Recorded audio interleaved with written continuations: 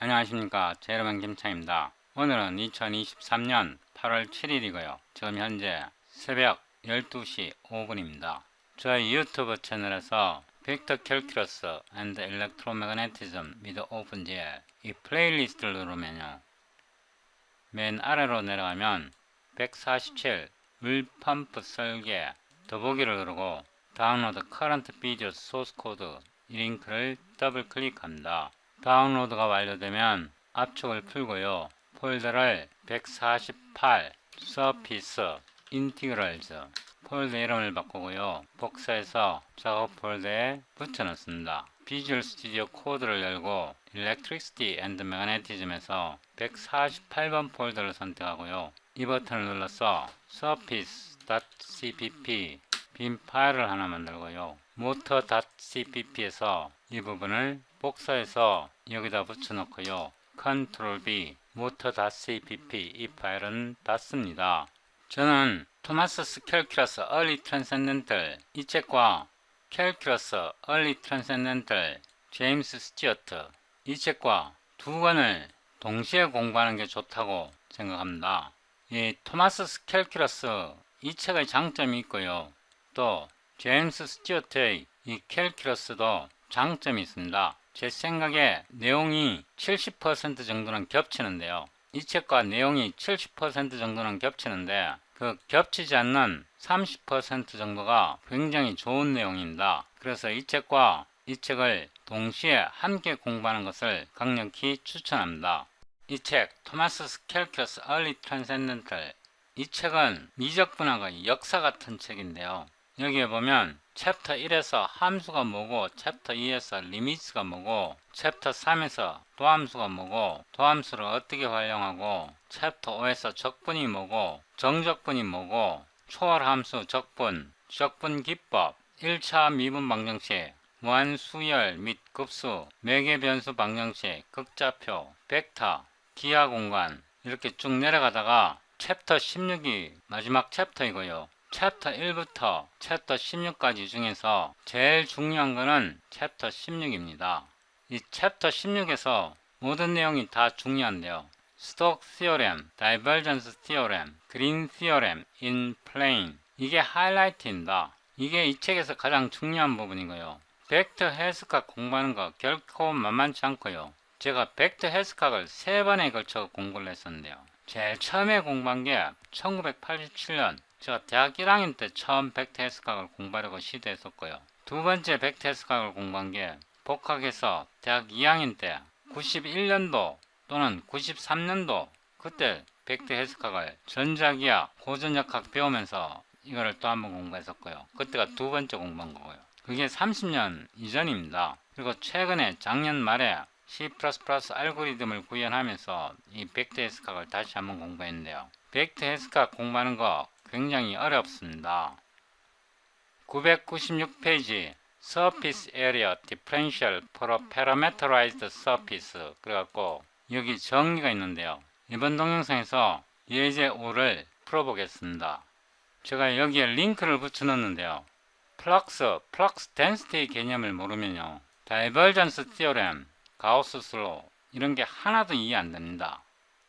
그러니까 플럭스 덴시티 개념이 이해가 안 되면 다이버전스 티어렘이니 스톡 티어렘이니 이런 게 하나도 이해가 안 됩니다. 이 동영상을 시청하시면 플럭스와 플럭스 덴시티에 대해서 자세하게 설명하고요, 그 다음에 벡터 해석학을 공부할 때 TNB 프레임을 모르면 이해하기가 굉장히 어렵습니다. 나중에 사용할 때 굉장히 어렵고요, 이 세 개의 링크를 통해서 확실하게 플럭스와 플럭스 덴시티, TNB 프레임 이런 개념에 대해 확실하게 개념을 잡아야 벡터 해석하기 쉽게 이해됩니다.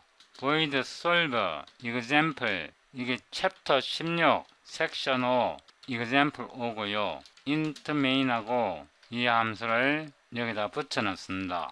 cpg display function name 이렇게 하면 프로그램이 실행될 때 이 함수 이름을 표시해 줍니다. 이 문제를 풀어보는데요, 벡터 해석학 그 자체가 연산이 엄청 복잡합니다. 그래서 연산이 안 익숙하면 이거 공부하다가 포기하는 경우가 많습니다. C++언어로 이런 거를 프로그램 할 수 없으면 또는 계산할 수 없으면 매스매티카라든가 심파이, 매트랩 또는 매플 같은 그런 수학 패키지를 하나는 반드시 배우셔서 일단 계산적인 부분은 제외하고 수학적인 이론을 탄탄히 굳히세요. 수학적인 이론에 집중해야지 이런 계산에 집중하다 보면 중간에 포기하는 경우가 생깁니다. 계산이 쉽게 진행되면 그래도 배울 만한데요. 이게 계산이 안 되면 굉장히 배우기 어렵습니다. 내용 이해하기도 어렵고요. 이 문제를 읽어보면요. Example 5. Find the surface area of a sphere of radius a. 반지름이 a인 구의 표면적을 계산하라. 뭐 이런 뜻입니다. 여기에 보면 구의 표면점들을 p와 세타의 매개 변수로 표현했습니다. 이렇게 서피스를 매개 변수화 해놨을 때 여기서의 구의 표면적을 계산하는 겁니다. 이거를 벡터로 나타내야 되는데요. 이렇게 나타낼 수 있습니다. 5로 A는 1.0, 이거는 여기서 말하는 구의 반지름 A를 나타내고요. 오토 R은 이 대문자 R은 여기에 나타나 있는 R 오브 phi 세타 이 벡터를 나타냅니다. CNA, Create, BCTR 3D, 벡터 3D라는 뜻입니다. 이 함수를 이용해서 여기에 있는 벡터를 정의합니다. 제가 벡터 클래스를 최소한 100번, 많게는 200번 가까이 구현해 봤다고 했는데요. 이 BCTR 3D 벡터는 굉장히 강력합니다.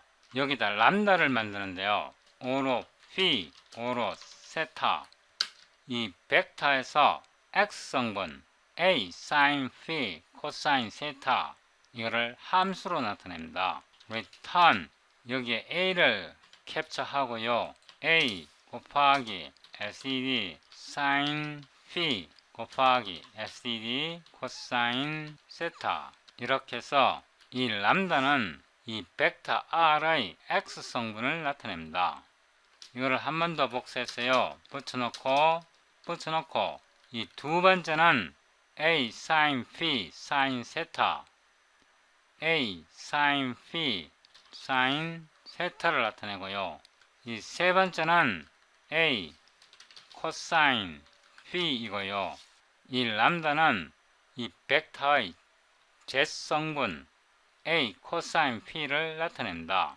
여기서 마지막 콤마는 지우고요. 조심해야 할게요. 이 p는 극각 폴라 앵글을 나타내고요. 이 세타는 방위각 에저머스 앵글을 나타냅니다. 희한하게 구좌표에서 책마다 극각 방위각을 나타내는 기호도 다르고 순서도 다릅니다. 이거 주의하셔야 하고요. 나중에 이 차이에 대해서는 제가 한번 자세하게 설명드리겠습니다. 이거는 표준화 안 되어 있기 때문에 굉장히 주의해야 합니다. 이 토마스 캘큘러스에서는 항상 극각 P가 먼저 오고요. 그 다음에 방위각이 옵니다. 책마다 이 기호도 다르게 사용되고요. 순서도 다르게 나오니까 굉장히 주의해야 합니다. 그래서 Create Vector 3D를 이용해서 이 벡터를 정의했습니다. 그 다음에 이 벡터를요, phi에 대해서 세타에 대해서 편미분해야 합니다. 그러니까 a sin phi cosine 세타, a sin phi sin 세타, a cosine phi를 phi에 대해서 편미분한 게 이 벡터입니다. 그 다음에 이 벡터 r을 세타에 대해서 편미분한 게 이 벡터입니다. 이 두 벡터를 크로스 프로덕트 시키는데요. 이렇게 하려면 편미분부터 해야 합니다. 오토 R, P, R, T 이렇게 해서요. 이 벡터 R을 디리버티브 하면 이 RP는 여기서 RP 이 벡터를 말하고요. RT는 이 R 세타를 나타냅니다. 그래서 이 벡터 R에서 P에 대해서 편미분한 벡터 이 벡터고요. 세타에 대해서 편미분한 벡터가 이 벡터인데 이 두 벡터를 크로스 프로덕트해서 이런 벡터가 만들어집니다. 이 벡터의 절대값을 취해서 이 절대값을 여기다 넣고 적분하는 겁니다. 오토 서피스 에어리어 이렇게 하고요. 적분하려면 CNA 인티그럴을 사용합니다. 여기 세미콜론 하고요. 이 부분에 해당하는 부분이요. Rphi 크로스 R세타의 절대값입니다. 크기입니다. 그래서 Rphi와 이거는 크로스 프로덕트입니다. RT를 크로스 프로덕트 취해서 지금까지 이 부분을 계산한 거고요. 이 벡터의 크기는 매그니튜드 이렇게 하면 이 부분이요. 절대값 RP 크로스 RT 절대값 이 부분이 절대값 RP 크로스 R세타 이 부분에 해당합니다. 그 다음에 적분 구간이 0에서 2파이 세타 값이고요. SED make tuple 0.0에서 2파이고요. 복사해서 붙여놓고 이 부분이 0에서 파이까지 이렇게 되고요. 적분 순수가 D, V, DT 이 부분이 세타 1개고요. 이 부분이 P 1개입니다. 그래서 P를 먼저 적분하고요. 그 다음에 세타를 적분해야 합니다. 이 순서를 유지해야 하고요. 오토 N수는 4, 파이 반지름의 제곱이고 SED, Cout N수는 이 값이고요. 우리가 수치 해석학적으로 계산한 표면적은 서피스 에어리어입니다. 이렇게 하고요. 아무 명령줄 프롬프트를 열고 dir cd 148 서피스 인티그럴즈 클랭 플러스 sdd c++20 파일 이름이 surface.cpp ltbb 12oc.exe 이렇게 해서 빌드 해봅니다. clsc 해보면 우리가 수치 해석학적으로 계산한 것과 정답이 일치합니다. 그런데 벡터 해석학에서 서피스 인티그럴은 굉장히 중요합니다. 이렇게 미분을 해서 크로스 프로덕트 하고 거기에 절대값을 취하고 이거 굉장히 번거롭잖아요. 이거를 복사하고 붙여놓고요. 위로 올라가서 함수 이름을 바꿉니다. Advanced 함수 이름을 바꿨고 함수 이름을 복사하고 Ctrl N에서 여기에 붙여놓고요. 이 부분은 disable 합니다. 이거는 제가 좀 좁히고요. 우리가 여기에서 3차원 벡터 R을 정의했고요. 이거를 사용할 필요 없이요. 여기서 직접 표면적을 구할 수 있습니다. 이 R에서요. 이 벡터 R에서 서피스 인티그럴이라는 멤버 함수가 있습니다. 이거는 멤버 함수고요. 이제 이게 필요가 없습니다. 이 인티그란드가 필요 없고요. 이렇게 적분의 한 개만 써주면 됩니다. 이렇게 하면 이 책에서 여기 있는 RP 크로스 R 세타 절대값을 자동으로 계산해 줍니다. 이렇게 하면 계산이 훨씬 더 간편하고 편합니다. 실수를 확 줄일 수 있고요. 이렇게 해서 다시 빌드 해봅니다. CLSC 하면 당근 결과는 동일하게 나오고요. 정밀도를 높여보려면 SED, Cout, Precision 이렇게 해서 12자리 정밀도를 지정하고 이거를 한 번 더 빌드하고요. 실행해보면 지금 정밀도 12자리까지 정확하게 계산된 것을 알 수 있습니다. 그 다음에 이 경우에요. 이거를 한 번 더 복사해서 여기다 붙여놓고 여기다 밀도를 제공할 수 있습니다. 예를 들면 밀도가 상수일 때는 이렇게 바로 제공할 수 있고요. 밀도가 제공되면 이거는 매스가 됩니다. 밀도가 1일 때는 표면적과 동일합니다. 그래서 이거를 한 번 더 복사해서 붙여놓고요. 매스 이렇게 하고 여기다 매스 이렇게 한 후에 다시 빌드 합니다. CLSC 밀도가 1일 때는 표면적과 동일하고요. 만약에 밀도가 2라 그러면 2 이렇게 곱해주면 되고 다시 빌드합니다. 밀도가 2일 때 질량이 이렇게 되고요. 이번에는 이거를 한 번 더 복사했어요. 붙여놓고 밀도가 가변일 때 여기다가 람다를 써줄 수 있고요. 오토, P, 오토 세타 두 개의 파라미터를 받아야 합니다. 여기다가 쉼표하고요.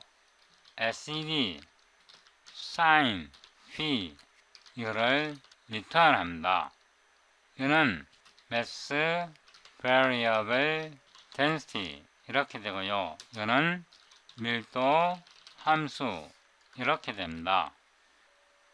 이거를 한 번 더 복사하고 붙여놓고요.